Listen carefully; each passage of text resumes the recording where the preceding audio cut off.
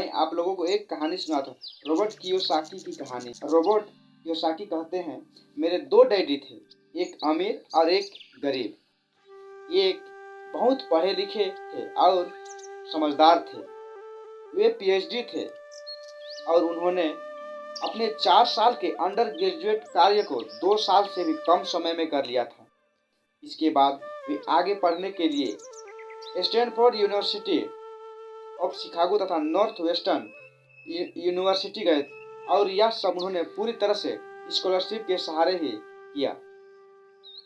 और मेरे दूसरे डैडी 8वीं से आगे नहीं पढ़े थे। रॉबर्ट कियोसाकी कहते हैं, दोनों ही अपने करियर में सफल थे। दोनों ने जिंदगी भर कड़ी मेहनत की थी। दोनों ने ही काफी पैसा कमाया था, परंतु उनमें से एक पूरी जिंदगी पैसे के लिए परेशान होता रहा और दूसरा हवाई के सबसे अमीर व्यक्तियों में से एक बन गया। एक के मरने पर उसके परिवार, चर्च और जरूरतमंदों को करोड़ों डॉलर की दौलत मिली। दूसरे अपने पीछे कर्ज छोड़कर मरा। रॉबर्ट कियोसाकी कहते हैं, मेरे दोनों डैडी इरादे के पक्के थे, चमत्कारी और प्रभावशाली थे। दोनों ने मुझे सलाह दी, परंतु उनकी सलाह एक सी नहीं थी। दोनों ही शिक्षा पर बहुत जोर देते थे, परंतु उनके द्वारा सुझाए गए पढ़ाई का विषय अलग अलग थे। रॉबर्ट कियोसाकी कहते हैं, अगर मेरे पास केवल एक ही डैडी होते तो मैं या तो उनकी सलाह मान लिया होता या फिर उसे ठुकरा देता। क्योंकि सलाह देने वाले दो थे, इसलिए मेरे पास दो विरोधाभासी विचार होते थे। फिर रॉबर्ट कियोसाकी कहते हैं, किसी भी एक विचार को सीधे सीधे मान लेना या ना मानने के बजाय मैं उनकी सलाहों पर काफी सोचा करता था, उनकी तुलना करता था और फिर खुद के लिए फैसला किया करता था। समस्या यह थी कि अमीर डैडी अभी अमीर नहीं थे और गरीब डैडी अभी गरीब नहीं थे। दोनों ही अपने करियर शुरू कर रहे थे और दोनों ही दौलत तथा परिवार के लिए मेहनत कर रहे थे, परंतु पैसे के बारे में दोनों के विचार और नजरिए एकदम अलग थे। एक डैडी कहते थे, पैसे का मोह ही सभी बुराइयों का जड़ है, तथा दूसरे डैडी कहते थे, पैसे की कमी ही सभी बुराइयों का जड़ है। तब जब मैं छोटा था तो मुझे दोनों डैडियों की अलग अलग सलाहों से दिक्कत होती थी। एक अच्छा बच्चा होने के नाते मैं दोनों की बातें सुनना चाहता था।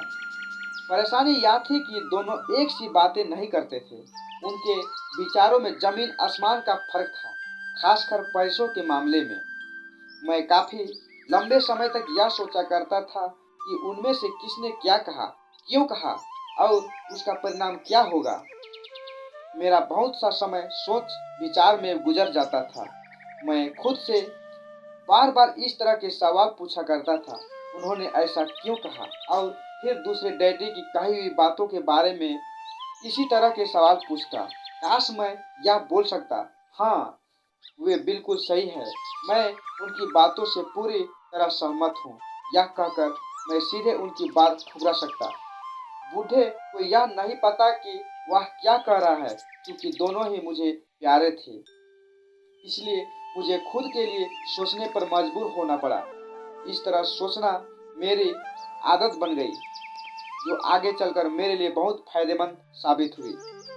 रॉबर्ट कियोसाकी कहते हैं, अगर मैं एक तरह से सोच पाता तो यह मेरे लिए एक इतना फायदेमंद नहीं होता। धन दौलत का विषय स्कूल में नहीं बल्कि घर में पढ़ाया जाता है। शायद इसीलिए अमीर लोग और ज्यादा अमीर होते हैं और जबकि गरीब और ज्यादा गरीब होते जाते हैं और मध्य वर्ग की कर्ज में डूबा रहता है। हम में से ज्यादातर लोग पैसों के बारे में अपने माता पिता से सीखते हैं। कोई गरीब पिता अपने बच्चे को पैसे के बारे में क्या सिखा सकता है, और वह सिर्फ इतना ही कह सकता है, स्कूल जाओ और मेहनत से पढ़ो। हो सकता है वह बच्चा अच्छे नंबरों से कॉलेज की पढ़ाई कर ले, फिर भी पैसों के मामले में उनकी मानसिकता और उनकी सोचने का ढंग एक गरीब आदमी जैसा ही बना रहेगा। यह सब उसने तब सीखा था जब वह छोटा बच्चा था। धन का विषय स्कूलों में नहीं पढ़ाया जाता। स्कूलों में शैक्षणिक और व्यवसायिक निपुणता का जोर दिया जाता है, न कि धन संबंधी निपुणता पर। इससे यह साफ हो जाता है कि जन स्मार्ट बैंकर्स, डॉक्टर्स और अकाउंटेंट्स में स्कूल में अच्छे नंबर आते हैं, वे जिंदगी भर पैसों के लिए संघर्ष क्या करते हैं। हमारे देश पर जो भारी कर्ज लादा है हुआ है वह काफी हद तक उच्च शिक्षित राजनेताओं और सरकारी अधिकारियों के कारण है, जो आर्थिक नीतियां बनाते हैं। जो मजे की बात तो यह है कि वे धन के बारे में कम जानते हैं।